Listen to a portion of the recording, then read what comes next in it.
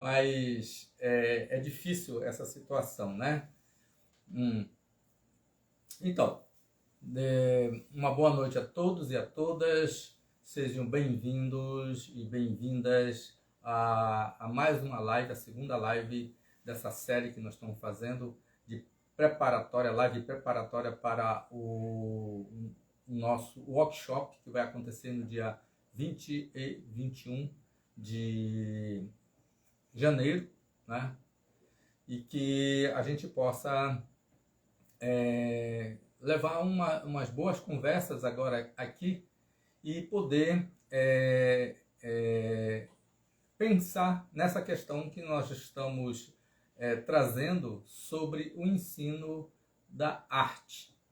O ensino da arte no ateliê, o ensino da arte através de oficinas e o ensino da arte na sala de aula com professores, pelos professores formados em arte e não formados em arte. A gente sabe que nesse Brasil muito grande a gente tem essa diferenciação, né, de professores que trabalham com o ensino da arte na escola, mas que não têm formação específica na escola, para trabalhar na escola, né? Por uma diversidade cultural do nosso Brasil e, ao mesmo tempo, por uma questão também cultural que se cria através das secretarias de educação a facilidade de que outros professores que não têm formação específica, mas que têm alguma sensibilidade, possam estar trabalhando o ensino da arte na escola. Tá?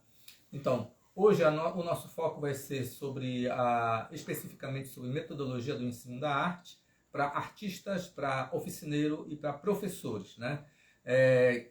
Para a gente pensar essa nossa realidade, porque se a gente for pensar quem são as pessoas que ensinam arte na sociedade, é o professor de arte na escola, são os oficineiros que estão nas comunidades, que estão em instituições não formais de ensino, são os artistas nos seus ateliês que estão trabalhando a formação artística de pessoas que querem aprender a arte, né? Seja pintura, seja desenho, seja escultura, seja algum tipo de trabalho artístico, ou mesmo artesãos, né? que estão trabalhando e que estão fazendo o seu trabalho de artífice, mas também eles estão ensinando outras pessoas a utilizar as suas técnicas, desdobrar esses conhecimentos artísticos e através da sensibilidade. Então, a gente tem assim uma gama de profissionais que estão empenhados nesse mundo, e eu estou falando especificamente das artes visuais ou das artes plásticas ou do artesanato, mas a gente tem nas outras linguagens algo muito similar ao que acontece com as artes visuais ou as artes plásticas. Tá? E essa realidade brasileira faz com que a gente tenha dificuldade de a gente ter uma sólida educação artística e uma sólida educação estética. Né?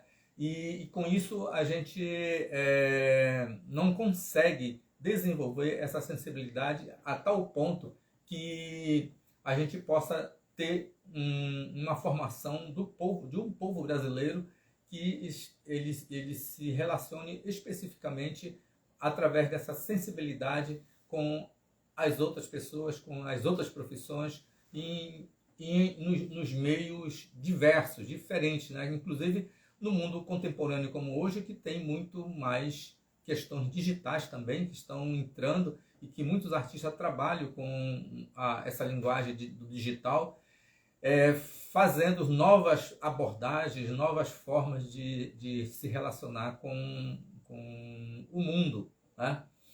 Então, para quem não me conhece, eu sou o professor Alicia, eu tenho uma formação acadêmica, eu vou falar um pouco de mim para a gente poder ter uma experiência de confiança, né? De confiança, de crédito e é preciso que as pessoas me conheçam para poder a gente estabelecer essa relação de confiança, de crédito, né? Eu tenho uma formação artística que eu venho assim. A minha primeira faculdade foi Ciências, posteriormente eu fiz Arquitetura. Oi. Posteriormente eu fiz Arquitetura e depois eu fui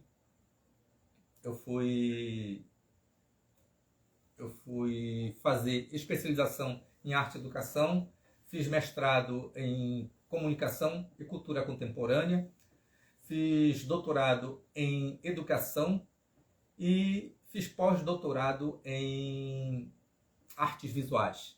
Então eu fiz uma caminhada muito interdisciplinar, mas ao mesmo tempo eu nunca abandonei o meu fazer artístico, que sempre me acompanhou, e eu sempre estive engajado na produção de arte e ao mesmo tempo na formação de professores, porque nessa minha formação acadêmica eu fui para a universidade, né? Mas antes de trabalhar na universidade, e eu já tô com 30 anos na universidade, mas eu tive um trabalho antes, né? Que eu fui professor na SEDUC, eu fui professor em escola particular, eu fui professor em vários projetos que aconteceram em Belém, e eu também através desses projetos, fui me relacionando com muitos outros arte educadores e fui me formando. Fui professor de galerias de arte, de escolas de arte. Depois eu fundei uma escolinha de arte, chamada Escolinha de Arte Oficina, e com ela eu trabalhei uns 9, 10 anos, e depois eu fui para a Universidade Federal do Pará, para ser professor do curso de Educação Artística.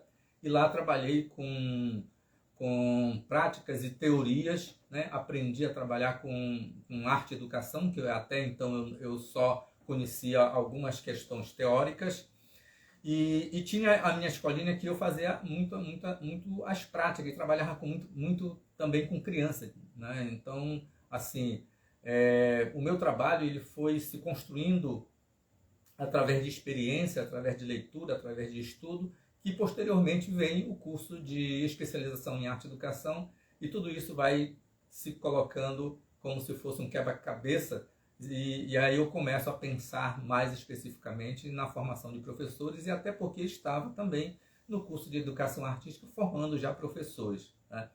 Depois eu saí de Belém, eu vim para o sul do Pará, para a cidade de Marabá, e aqui encontrei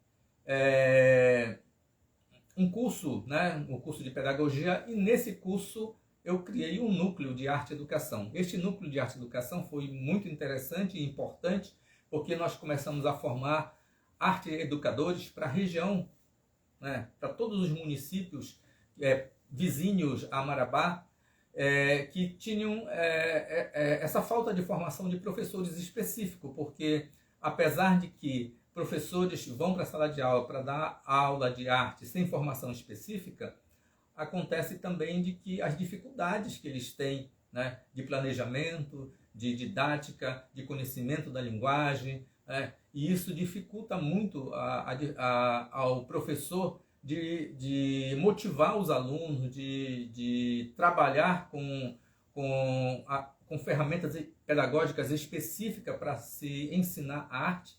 E com esse núcleo de arte e educação, a gente pôde influenciar bastante a região, as secretarias de educação, e que, como era um curso de extensão pela Universidade Federal do Pará, no campus de Marabá, a gente podia dar um certificado, e esse certificado, comumente, as secretarias de educação, elas aceitavam como uma especialização do professor, né?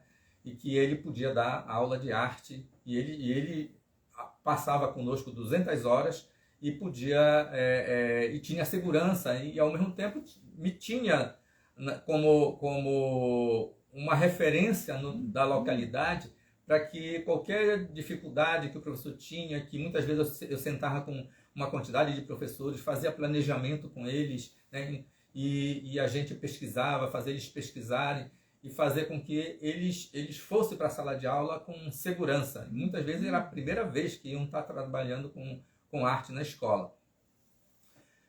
E essa foi a minha contribuição fundamental para que, quando houve a separação, o desmembramento do campus e se transformou em Universidade Federal do Sul e Sudeste do Pará, Unifespa, que se desmembrou da UFPA, né? A gente já tinha uma base para a gente criar o curso de licenciatura em artes visuais. E a gente tem o curso de licenciatura de artes visuais até hoje. Nós estamos acho que com a 8ª turma já entrando para trabalhar essa formação de professor, que é muito importante e que é muito necessário e que é preciso para a região toda, né? Então a gente tem aí esse caminho que eu estou mostrando, por onde eu caminhei, e a gente tem, assim, nesse modo de pensar, que existe o professor de arte e tem o arte educador, né? Para quem está assistindo, manda aí uns coraçãozinhos aí para a gente ficar mais aquecido, né? Ficar mais e compartilha com os colegas que estão aí, para que a gente possa dar uma audiência aqui no Instagram e a gente poder permanecer fazendo esse tipo de trabalho que eu estou fazendo agora aqui, né?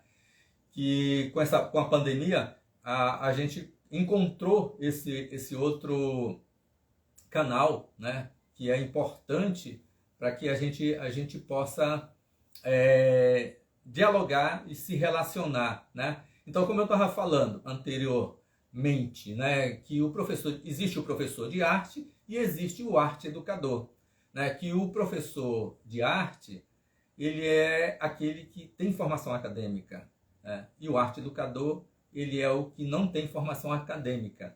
Mas, comumente, o professor de arte, ele também é o arte educador, né? Então, em geral, as pessoas confundem um pouco essa relação entre o professor de arte e o arte educador, né? E o arte educador, ele não precisa ter uma formação acadêmica, ele é aquele cara que aprendeu, né?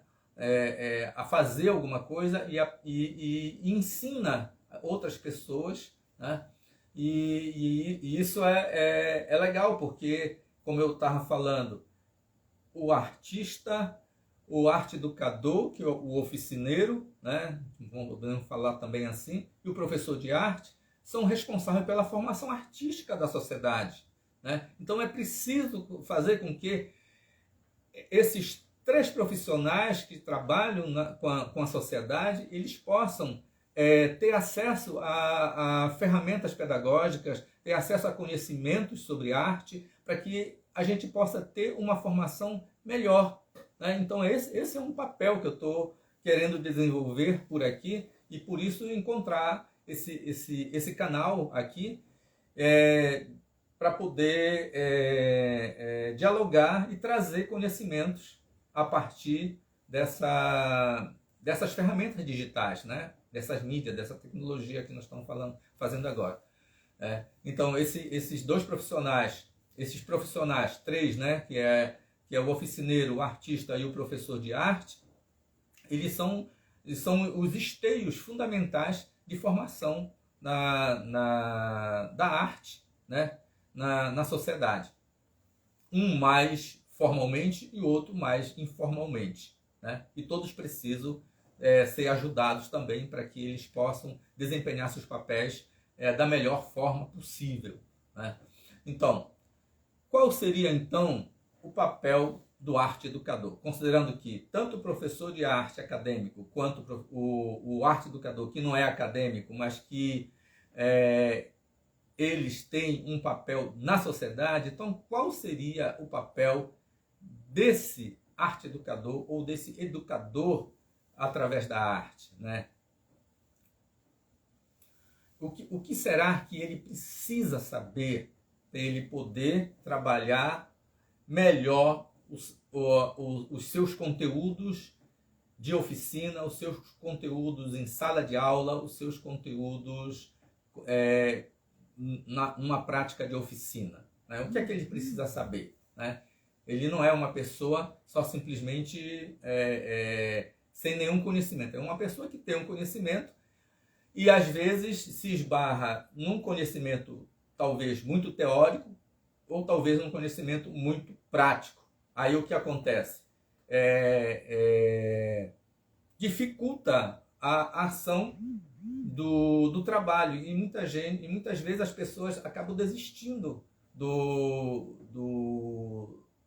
da prática que ele, num dado momento, se empenhou a trabalhar com aquelas pessoas, né? Mas é necessário que a gente possa fazer com que isso se desenvolva de forma salutar, né? Assim, que mantenha o aluno sempre motivado, sempre com possibilidade de descobrir, de experimentar, para que ele possa ser alguém que vá também ser um produtor cultural, né? Um artista ou algo que se relacione com a arte e com a cultura, né? Então, o artista, o oficineiro e o professor de arte, eles têm que se envolver com 4 disciplinas, né? Essas 4 disciplinas são a história da arte, a filosofia da arte, a crítica da arte e o fazer artístico, né? Em geral, se centra no fazer artístico ou com prática muito especificamente de uma produção e que se esquece do restante, né? Mas é fundamental que essas 4 disciplinas elas possam fazer parte do métier desses profissionais para que se desenvolva um melhor conhecimento, se construa conhecimento através da arte, né? E só assim a gente pode transformar esses conhecimentos e fazer com que as pessoas possam ser mais críticas, possam ser conhecedoras, possam ser filósofas de uma determinada procedimento, né, artístico que ela está vendo, né? Ela possa ler com segurança a obra de arte, né? E conhecer as práticas dos fazeres, né? Então isso é importante. Daí, por serem importantes, esses professores, o artista, o oficineiro e o professor, ele tem que conhecer ferramentas pedagógicas, né? Não tem como escapar disso, porque é só assim, com as devidas ferramentas, as devidas maneiras de dar aula, é que ele vai poder fazer com que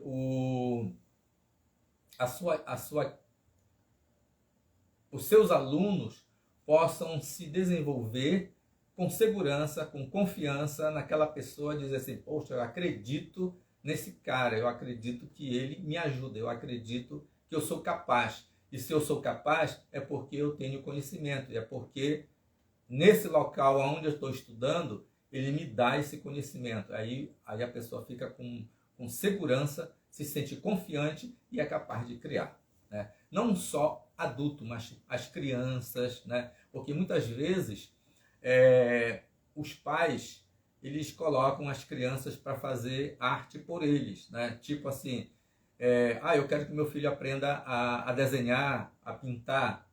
E eu vi isso na minha história de vida, muitas vezes, que a mãe queria ser artista, mas devido à influência da família, acabou não deixando que ela seguisse a carreira artística, né? E quando ela teve um filho ou uma filha, ela se projetou e agora quer que a criança faça arte, porque de 1 ano e 8 meses, né, segundo Vygotsky, de 1 ano e 8 meses até 7 anos de idade, a criança ela faz tudo muito, muito, muito espontaneamente.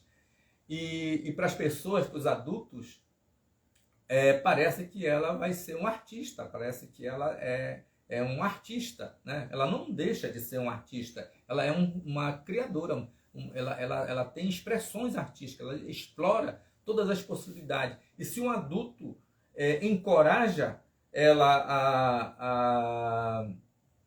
a desenvolver aquelas práticas que ela tá brincando, que ela está construindo, que ela está colando, então ela vai poder se desenvolver com mais propriedade, né? E isso traz uma consequência muito positiva no futuro, né? Porque uma criança que brinca livremente, que faz arte livremente, que as pessoas não designam que o que ela faz é bonito ou feio, que as pessoas não designam o que ela faz, que está bom ou ruim, né?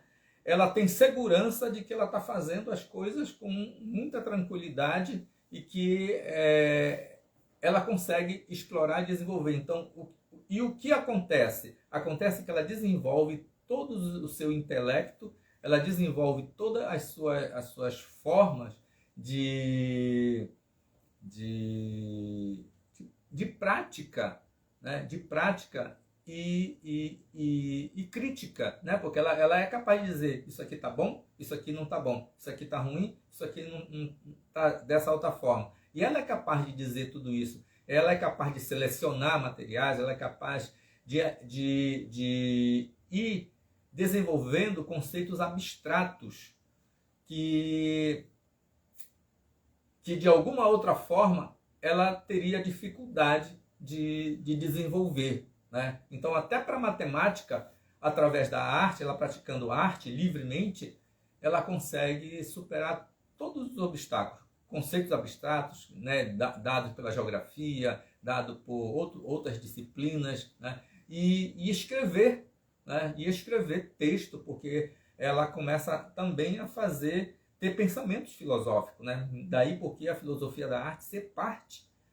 desse conjunto de disciplinas que vão formar o cidadão, né? Que vão formar a pessoa. Então, as ferramentas pedagógicas, elas vão ajudar desde criança até os adultos, né?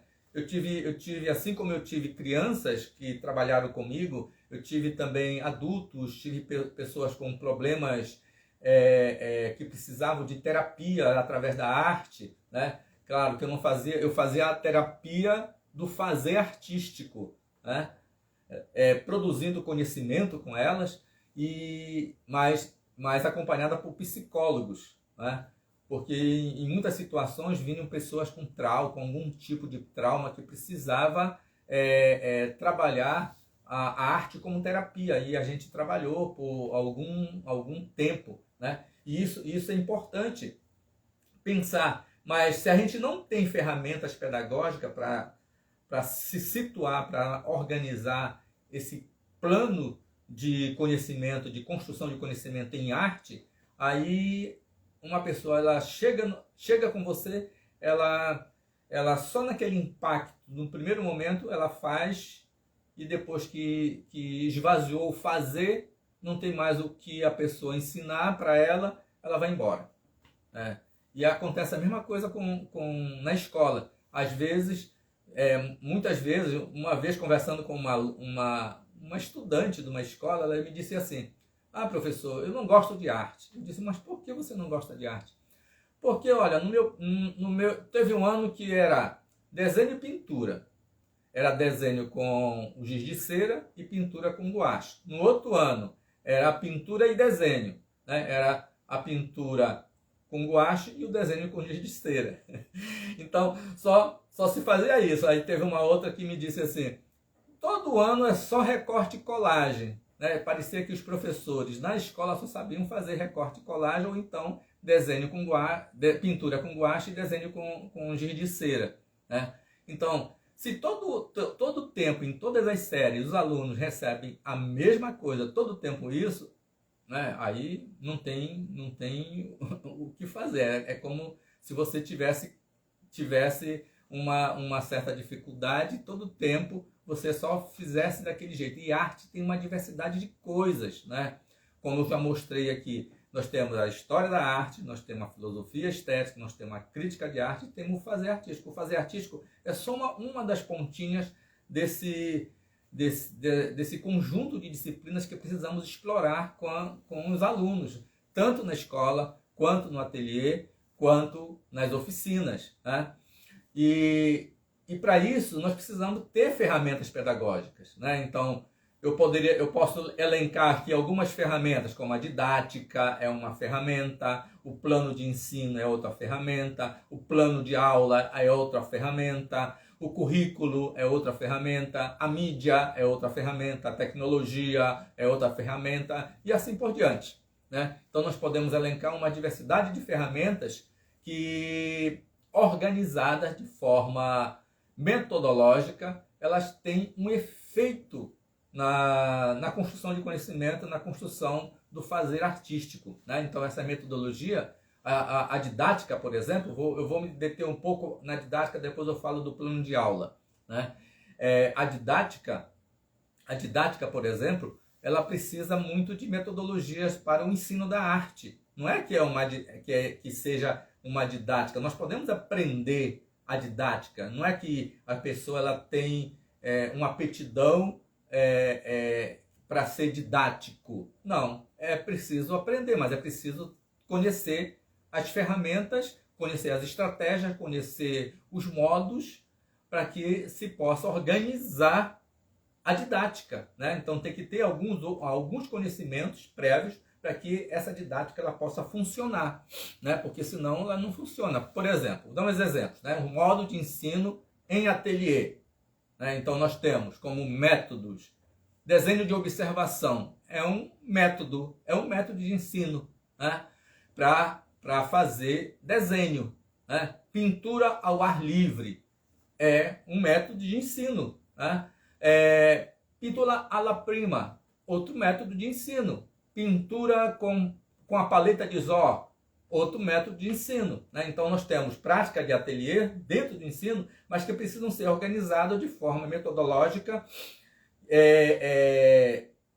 conhecendo a idade, conhecendo a dificuldade daquelas pessoas que vão para o ateliê, conhecendo os interesses daquelas pessoas, para que eu possa organizar minha didática em relação a ela, né?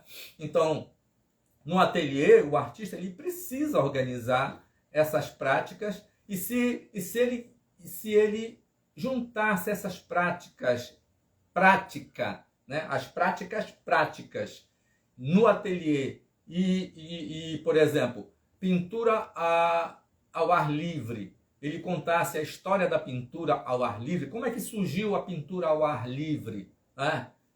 Ele iria trazer um conhecimento que nem todo mundo sabe, né?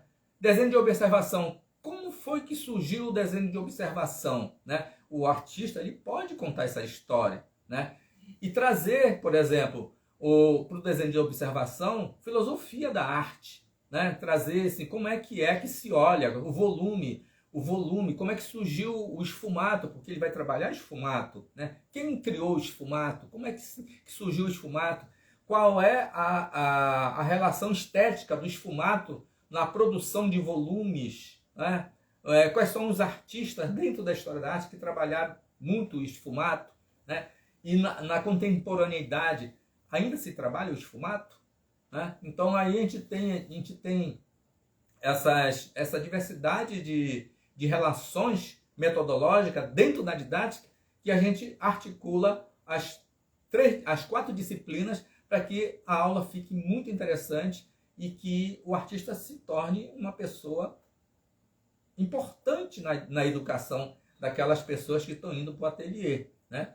Assim como um oficineiro, né? Um oficineiro que de repente está ensinando macramê, por exemplo, né? tem a história do macramê, né, que é preciso ser contada.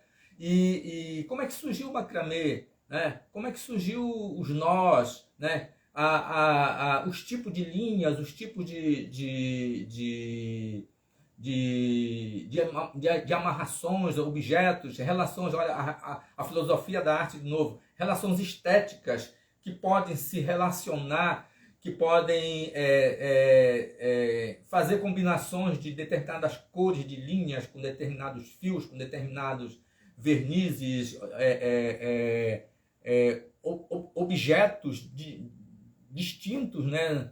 Desde a raiz até botões, né? Botões de colocar, né? Em casas de camisa, né? Pequenos, grandes e tudo mais, que podem ser trabalhados. Então isso é estética, é preciso ter, né, um conhecimento para poder se relacionar e dizer assim, olha, vamos classificar os materiais assim, assim, assim, assim, assim, né? E podemos escrever sobre isso, podemos refletir sobre o trabalho numa oficina de macramê, né? Assim como uma oficina de monotipia, né? O oficineiro pode trabalhar a frotagem e a protagem. Mas o que é isso? De onde vem? Como é que se faz? Né? Então, são coisas que estão dentro não só do fazer, da prática do fazer, mas é necessário trazer conhecimentos estéticos, trazer conhecimento de história, trazer conhecimento de reflexões críticas e de juízo, para que isso não se torne só simplesmente uma prática quase que mecânica. Ah, você faz assim, tem uma receita e é desse jeito que se faz e assim por diante. Né? Então isso é importante, né?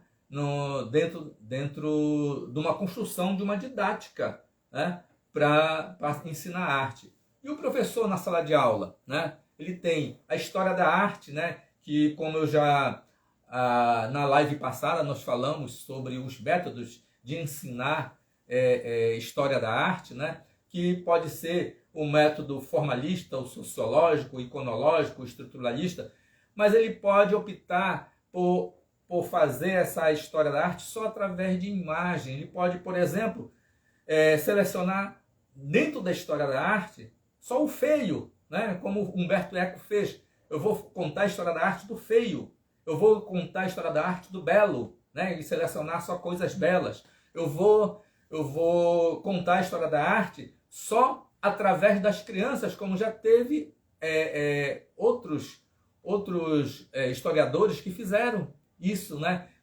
Selecionar como é que a criança era lá no Neolítico, como era a criança no grega, romana, egípcia, né? E vem trazendo através da história, contando a história da criança, né? Quais eram os brinquedos que elas se relacionavam nesses tempos que ela vivia, né? É possível contar a história da arte, e a história da arte fica interessante, não maçante de ficar contando todos os períodos, os artistas e tudo mais, mas pode se relacionar também, por exemplo, por não só temática, mas por técnicas, né? Técnicas que eram utilizadas lá pelos egípcios e que são utilizadas na arte contemporânea, e que tem artista que utiliza as técnicas egípcias na arte contemporânea, né? E assim por diante. É possível fazer uma história da arte muito interessante e não maçante de só simplesmente contar e mostrar as imagens na escola, mas mostrar as imagens com um conteúdo que faça um diálogo, que faça a diferença, que faça com que a criança, o adulto ou os senhores e as senhoras possam pensar nessas questões da história, né? Eu posso ter as práticas artísticas, né? Mas não a prática artística só simplesmente pura na prática artística de ateliê na escola, né? Porque vai acabar naquele problema que essa jovem me falou. Num período era desenhar com o giz de cera e pintar com guache. No outro ano era pintar com guache e desenhar com giz de cera, né? E não saía disso, então passava anos e anos e anos. Chega no 9º ano, ninguém aguenta mais. Ninguém quer mais esse tipo de aula, ninguém quer mais esse tipo de professor, ninguém quer mais arte. Arte é um negócio maçante, é um negócio ruim. Então, é preciso que o professor ele trabalhe a sua didática direcionada ao seu planejamento para a idade, para os interesses, para os contextos das dificuldades daqueles alunos, que seja gradativa o conhecimento, apesar de que nós tivemos aí os parâmetros curriculares e agora nós estamos com a BNCC, mas mesmo assim, aqueles professores que não têm conhecimento na formação específica em arte, eles têm dificuldade de ler esses documentos, né? E mesmo os professores formados, eles têm dificuldade de ler esses conhecimentos. Então, é necessário que tenha formação específica e especiais para que esses professores possam se relacionar de forma mais didática, de forma mais compreensiva a respeito desses conhecimentos, né, dessas ferramentas que tanto o governo brasileiro quanto as secretarias de educação colocam para os professores, né? Então, em consequência a essa questão da didática, nós vamos ter que pensar o grau de dificuldade que ensinar arte, né? Qual é o grau de dificuldade de uma criança de 7 anos? Qual é o grau de dificuldade de um jovem que está terminando o ensino fundamental, no 9º ano, né? Que estratégia, que caminhos, que motivação nós podemos utilizar? Podemos visitar um museu?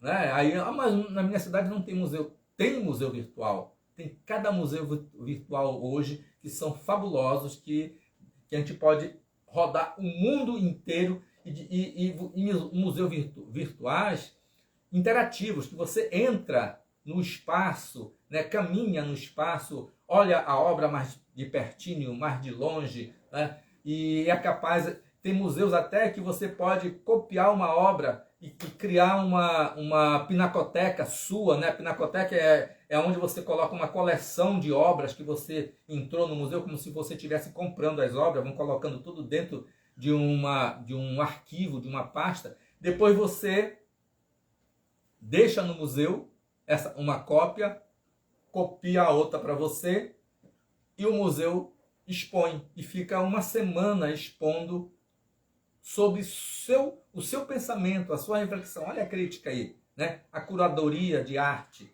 né? E outras pessoas vão poder ver a seleção que você fez daquelas obras naquele museu. É um modo de motivar, né? De levar os nossos alunos, né? aos museus digitais e poder fazer com que eles tenham facilidades, né, de conhecimentos sobre aquela obra, as obras que estão sendo expostas e conhecer mais, né, os museus, as funções dos museus, né, e pensar sempre nessa condição o desenvolvimento criador através da idade, né? A dificuldade de uma criança de 6 anos é diferente de uma criança de 9 anos, de 12 anos, né? E pensar que muitas vezes a arte ela funciona como terapia, né? Ela relaxa, ela faz com que as pessoas esqueçam o mundo, ela faz com que ela se aproxime de determinadas identidades artísticas que ela não conhecia e agora ela faz parte, né? E as pedagogias, né? As pedagogias que já foram estudadas tantas vezes em arte e educação, nos cursos em arte e educação, elas fazem parte da gente ver, porque as pedagogias elas vão moldar o tipo de professor que você é, né? Você é um professor tradicional? Você é um professor libertário? Você é um professor da escola novista? Você é um professor com novos interesses contemporâneos, né? Então, que é histórico-crítico, né? Então nós temos aí uma diversidade de pedagogias que vão fazer com que a gente reflita sobre como seria eu seria o professor desse jeito e quando eu sou o professor desse outro jeito, né? Então, é através do conhecimento da didática que a gente vai ter esses acessos, né, a essas diferentes pedagogias, né, e diferentes conhecimentos sobre arte e organizar de forma atrativa e comunicativa os conhecimentos de arte, que ele não seja linear, que ele não seja unidirecionado simplesmente para um tipo de atividade, mas que ele tenha essas disciplinas que possam, né, trazer muitas vantagens para o professor, né? Coloca aí mais coraçãozinho, gostei dos corações que estão surgindo aí no Instagram, né? E dá um ok, dá um like aí no YouTube, para que a gente possa ter mais pessoas se envolvendo conosco, né? E a gente possa ter esse canal para a gente se comunicar e tá trazendo esses conhecimentos, né? Que depois eu vou falar para vocês do nosso workshop, e aí no nosso workshop nós vamos ter práticas, vamos ter teoria, mas nós vamos aprender muito mais coisas além desse bate-papo que nós estamos tendo agora aqui, né? Uma outra ferramenta muito importante na pedagógica para ensinar arte é o plano de ensino, né? Então tem um plano de ensino, tem um currículo, tem um plano de aula, tem as mídias, tem as tecnologias, mas eu vou falar agora do plano de ensino, né? Que o plano de ensino é a gente começar a se perguntar, então, o que é que eu vou ensinar? Então, por exemplo, no ateliê de um artista, o artista ele pinta, né? Ele pinta paisagem, não, ele pinta, ou então ele é retratista, ou então ele é abstrato, né? Ele experimenta coisas, mistura materiais e tudo mais, e ele poderia se perguntar, então, o que é que eu vou ensinar, hein? Eu vou ensinar paisagem, né? Se ele é paisagista, ele vai ensinar paisagem. Se ele é abstrato, né, ele vai ensinar experimentos, né? Ele pode ensinar experimentos, né, mais ou menos do jeito que ele faz. Não que as pessoas que vão para o ateliê dessa pessoa, desse artista ou dessa artista, vai repetir aquilo que ela está fazendo. Daí a questão da didática, né? De você saber ter estratégias de fazer com que a pessoa se torne um criador artístico, sem ela copiar o artista, mas ela tendo esse artista como referência da sua formação. Isso é muito importante, né? Então, num plano de ensino, você coloca, o que é que eu vou ensinar? Vou ensinar, né, trabalhar com papel reciclado, né? Então vamos reciclar papel, né? Então, os tipos de papéis que é possível fazer a reciclagem, né? E para quem? Né? Para quem se interessa, que gosta, né? Então, um oficineiro que abre uma oficina de papel artesanal, então papel com fibra de vegetais, né? Então, ou papel reciclado, né? Para quem se interessa, né? E muitas vezes as oficinas elas são vendidas para uma instituição, para um centro comunitário, para, sei lá, para alguma outra situação, ou que vai ser trabalhado de maneira informal, né? Ou mesmo fazer uma terapia de arte para um grupo que quer ter mais produtividade na empresa, que isso também é muito interessante, muito importante, que se torna como uma terapia de grupo, né? Então, trabalhar construção de papel, né? Fazer reciclagem de papel e tudo mais. Então, o projeto, o plano de ensino é ensinar as pessoas a trabalharem o papel. Ou então a trabalharem experimentos abstratos no ateliê do artista. Ou então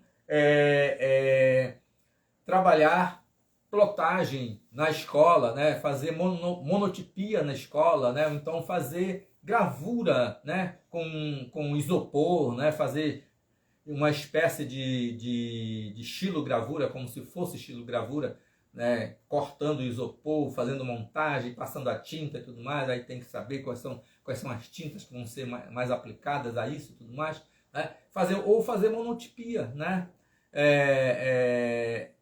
E por que ensinar?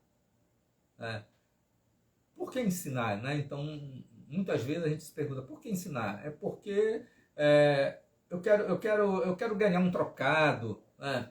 Eu quero dar, né? Às vezes as pessoas elas querem ser útil à sociedade, né? E essa é uma forma muito legal de ser útil, né? De não só ganhar um trocado, mas de ser útil à sociedade, porque essa pessoa ela está sendo um educador, né? Um arte educador, está ensinando as pessoas, mas para ela ser um arte educador, que ela tenha vontade de ensinar, que as pessoas tenham a vontade de aprender com ela, é preciso que ela não se centre só simplesmente no fazer artístico, né? O fazer artístico ele é uma das pontas dessa metodologia que nós estamos falando aqui, que tem 4 disciplinas: História da Arte, Filosofia da Arte, Crítica da Arte e o fazer artístico, que né? Então, é desse modo que, através de um plano de ensino, é possível levar uma pessoa de um ponto para o outro, né? Que ela tenha um conhecimento, que ela vai se engrandecer e vai ser uma pessoa com mais conhecimento, né? Com mais conhecimento artístico, não só simplesmente como é que se faz um desenho, como é que se faz um copo. Aí a pessoa sabe fazer um copo. Mas você sabe a história do grafite que você está utilizando para fazer esse copo? Aí a pessoa começa a contar a história do grafite, aí começa a contar a história do esfumato, começa a contar a história de um monte de outras coisas que, de repente, encanta as pessoas. Não é só simplesmente desenhar o copo, é toda uma história que tem uma estética construída também para que se possa se relacionar, porque um copo com efeito de vidro, né, tem que saber utilizar figura fundo, né? Se não souber fazer figura fundo, o copo ele não se ergue como algo atrativo, algo muito estético para os olhos das pessoas, né? Então é necessário que tenha conhecimento, não só um conhecimento do fazer, mas um conhecimento teórico, um conhecimento prático, né? Então, esse plano de aula ele pode ser organizado assim: coloca o título do que você vai ensinar, uma ementa, se você não sabe o que é ementa, pode ser um resumo, né? Escreva um resumo com 5, 6, até umas 10 linhas, né, de resumo, dizendo o que você vai ensinar, justifica por que você quer ensinar isso, né? E traça os objetivos geral, um só objetivo geral, né? Com um verbo no infinitivo e 5 específicos, 5 objetivos específicos. Um objetivo de preparação, 3 objetivos de execução e um objetivo de avaliação, que o plano de ensino tem que ter avaliação. Todos os nossos trabalhos têm que ter avaliação. Não é só simplesmente uma crítica, mas é avaliar tanto o aluno, dizer como ele se sente fazendo aquilo, quanto o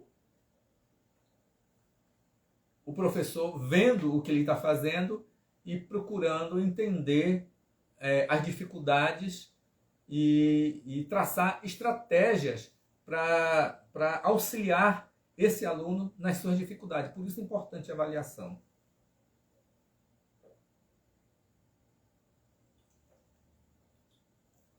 E a avaliação tem diversos suportes, né? Que no nosso workshop nós vamos falar sobre essa questão da avaliação com os diferentes suportes. E vai ser que é importante, é muito importante. Então, quando for pensar um plano de ensino, nesses objetivos, que são as ações que vão ser realizadas, tem que ser colocado a preparação, a execução e a avaliação, né? Os objetivos da preparação, objetivo da execução e objetivo da avaliação, certo?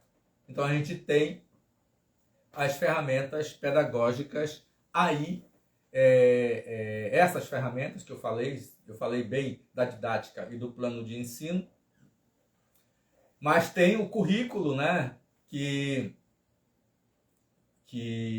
é outro fator na ferramenta, que eu não vou explorar agora aqui, nem o plano de aula, mas tem as tecnologias e outras tecnologias, a mídia e outras que se juntam, né, que são importantíssimas, né? Por exemplo, você quer mostrar a vida de um artista, nada melhor do que você ter um link de um vídeo, né, e mostrar, né? Tem um vídeo que eu gosto muito quando eu estou trabalhando com história da arte ou trabalhando com desenho. Eu gosto que os alunos veem que é o artista e a modelo, né? Para poder os alunos poderem se relacionar, como é que é a observação do artista e o que ele capta e como a modelo se sente quando é olhada por esse olhar que busca algo, né, no corpo de uma modelo, né? E isso é muito legal, porque tem uma relação com o desenho de observação, né? E tem muitas outras coisas também aí que não cabe agora discutir aqui, né? Mas que a gente possa até uma hora fazer uma live que a gente discutir essa questão do artista e da modelo, porque tem a ver com as questões históricas, né, que foram se estabelecendo na sociedade, né, que vem desde do Neolítico até o momento contemporâneo, né? Eu queria assim colocar um ponto agora aqui que é importante para mim e para vocês. Se alguém tem alguma pergunta, se alguém quer fazer alguma pergunta sobre tudo isso que eu falei até agora, que eu já falei muita coisa, tem muito conteúdo aí que é importante, que é preciso ser explorado, né? Deixa eu ver aqui no YouTube, né? Obrigado, professor Alicia, pelo seu tempo de qualidade, Alice. Né? Tem mais alguém? Flávia, deixa eu ver quem mais entrou por aqui. Meu amigo lá do Xingu, lá do Muno, né?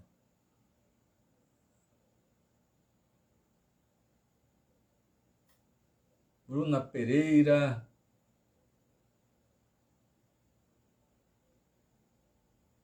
O que mais? Muitos coraçõezinhos aqui.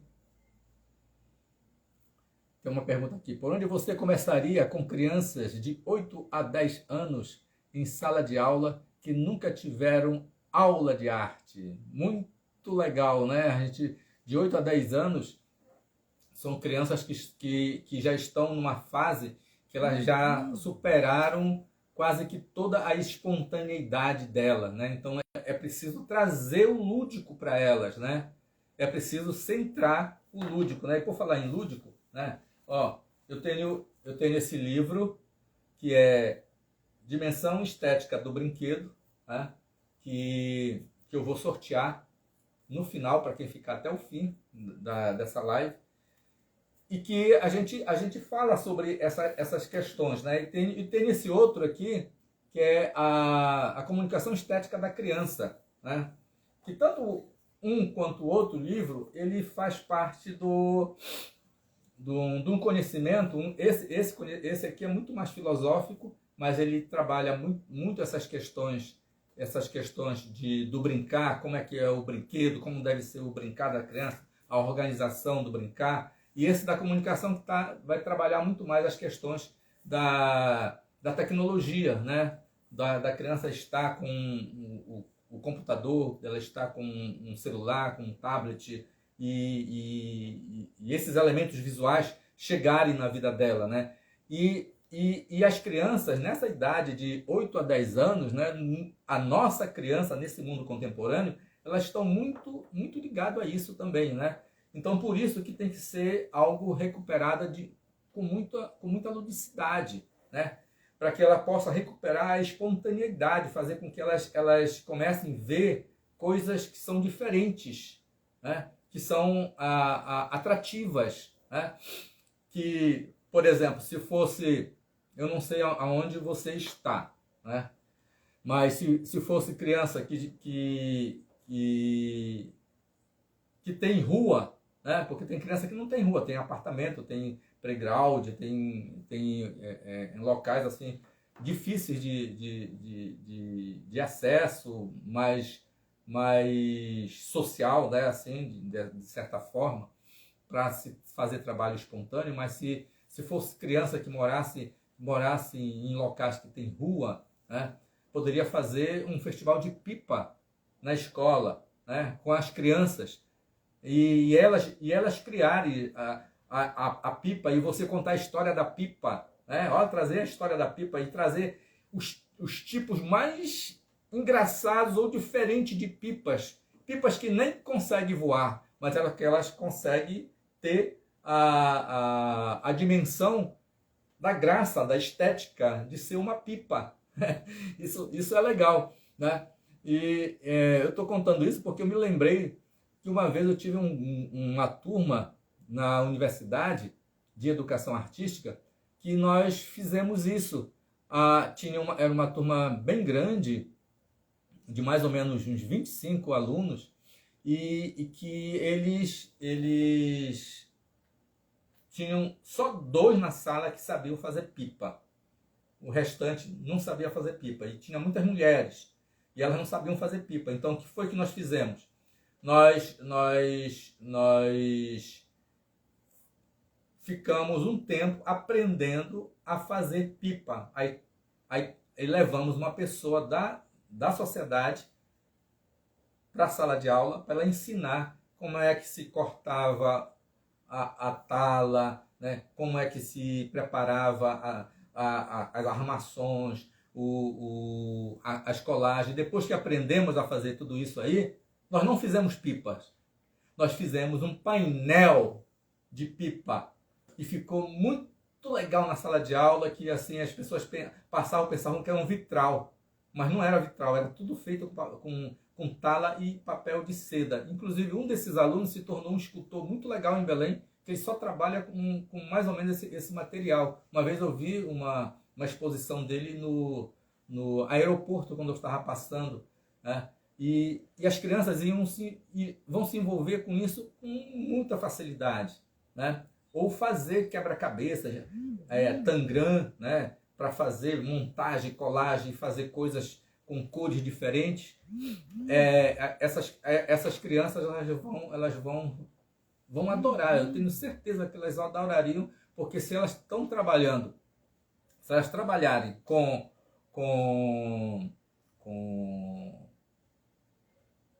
espontaneidade, com ludicidade, com muita diversão, elas topam fazer qualquer coisa, né, de arte.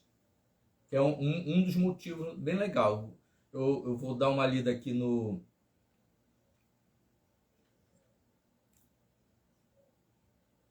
YouTube, né? Tem, deixa eu ver aqui, tem Dan Caliban, muito bom, né? Tem a Judicéia Brito, nossa, deve ter ficado lindo, né? Ficou lindo mesmo a pipa, né? E, pois é, essas crianças da sala de aula, elas vão adorar se fizer algo muito parecido, né?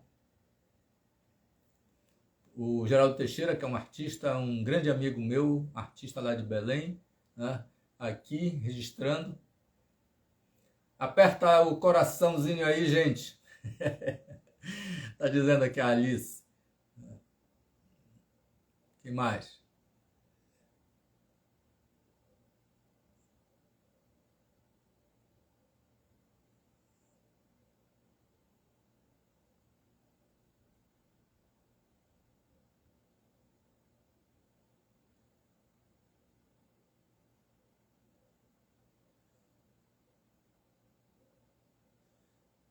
Tem mais alguma coisa aqui para falar?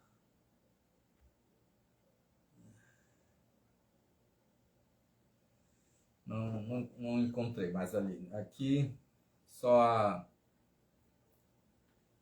a Judicéia também fala aqui, professor, nossa ementa são as habilidades do BNCC. Verdade, né? Então, a BNCC é um documento muito importante que está sendo utilizado atualmente como referência do currículo, né, para ser utilizado na escola, e muitas vezes se torna uma obrigatoriedade de se utilizar a BNCC, e que ela não seja uma obrigatoriedade, né? Ela não deveria ser uma obrigatoriedade, deveria ser algo que pudesse sugerir caminhos, né, para os professores poderem fazer seus planejamentos. Mas como tem dificuldade de muitos professores que não têm conhecimento em arte, eles não conseguem compreender a BNCC, né? Porque tem outras coisas que surgiram depois dos parâmetros curriculares e que passam a ser algo mais difíceis, né? Porque até mesmo na universidade não tem sido trabalhado algumas questões da BNCC, né?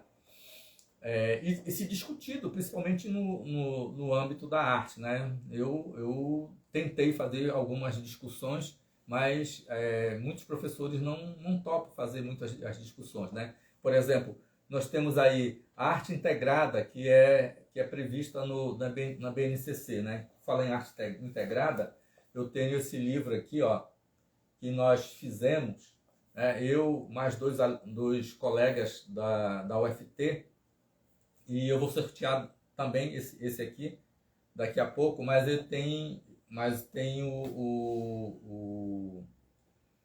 o link desse livro em PDF, né? Ou e-book na verdade, para ser acessado. E aqui é a arte integrada na Amazônia. Então nós fizemos uma reflexão sobre o uso, né, de algumas artes, né, para ser trabalhado, né, especificamente desse livro, e para que esse livro pudesse chegar ao professor, para que ele pudesse compreender as sugestões que nós estamos trabalhando nesse livro e que ele possa aplicar de alguma forma do seu jeito, né, na escola, né? E a arte integrada é um dos conceitos que vem na BNCC e que traz uma certa dificuldade, porque a arte integrada ela sugere, de certa forma, que o professor tenha conhecimento de várias linguagens, e isso é muito difícil e muito complicado. Difícil porque o professor ele tem formação específica numa linguagem. Complicado porque nem todo mundo tem formação em nenhuma linguagem. Aí fica complicado mesmo trabalhar a BNCC nesse Brasil que nós estamos vivendo, né? E quando se trabalha, e pelo que eu vi, alguns resultados de arte integrada publicado naquela revista Nova Escola, é muito ruim mesmo, que não tem nada a ver com arte integrada, é um Frankenstein de linguagem, e não sei como chegaram àquele resultado, né? Foi assim, por muita vontade de chegar a um resultado, porque é complicado mesmo, né?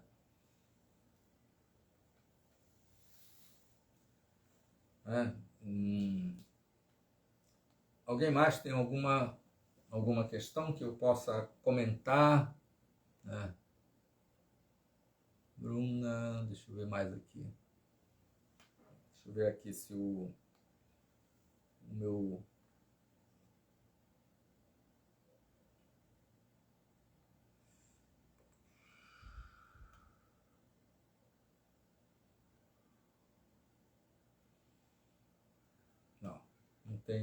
Não tem nenhuma pergunta. Então deixa eu passar para um outro